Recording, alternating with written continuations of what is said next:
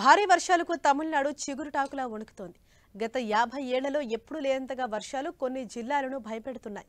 వర్షాలు తగ్గుముఖం పట్టినా కూడా వరదలతో ప్రజలు తీవ్ర ఇబ్బందులు పడుతున్నారు. ఎక్కడ చూసినా నడుములోతు నీళ్లతో ప్రజలు బిక్కుబిక్కుమంటూ కాలం వెళ్లదీస్తున్నారు.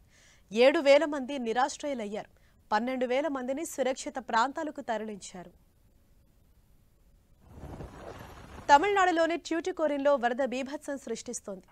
జిల్లా వ్యాప్తంగా 3.5 నుంచి 5 అడుగుల మేర వరద నీరు నిలిచిపోయింది.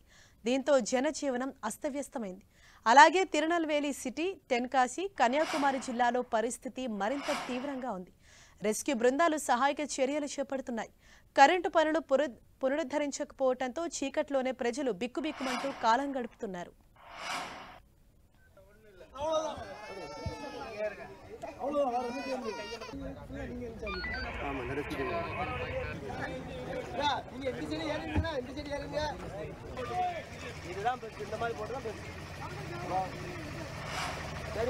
ట్యూటికోరిన్, తిరుచెందూరు ప్రాంతాల్లో రవాణా వ్యవస్థ అస్తవ్యస్తమైంది.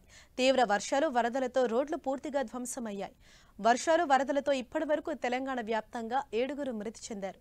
తిరునల్వేలి, కన్యాకుమారిలో వరదలో చిక్కుకుపోయిన దాదాపు 10,000 మందిని ఎన్డీఆర్ఎఫ్, ఎస్డీఆర్ఎఫ్, స్థానిక జాలరులు సురక్షితంగా పునరావాస కేంద్రాలకు తరలించారు.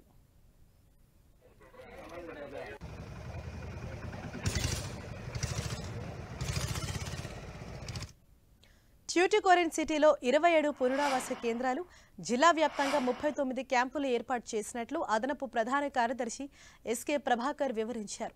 ఈ కేంద్రాలకు దాదాపు 29,000 మందిని సురక్షితంగా తరలించామని తెలిపారు. రాష్ట్రాన్ని ఆదుకోవాలని తమిళనాడు సీఎం స్టాలిన్ కేంద్రాన్ని కోరుతున్నారు. తూత్తుకుడి ప్రాంతంలో ఎన్డీఆర్ఎఫ్ బృందాలు ప్రజలకు సహాయక చర్యలు చేపడుతోంది. హెలికాప్టర్ ద్వారా వరదల్లో చిక్కుకుపోయిన వారికి ఆహార పొట్లాలను జారవిడుస్తోంది. తిరునల్వేలిలోని త్రామపరిణి నదిలోకి భారీగా వరద నీరు చేరటంతో పొంగి పొర్లుతోంది. పరివాహక ప్రాంతాల ప్రజలను అధికారులు సురక్షిత ప్రాంతాలకు తరలిస్తున్నారు.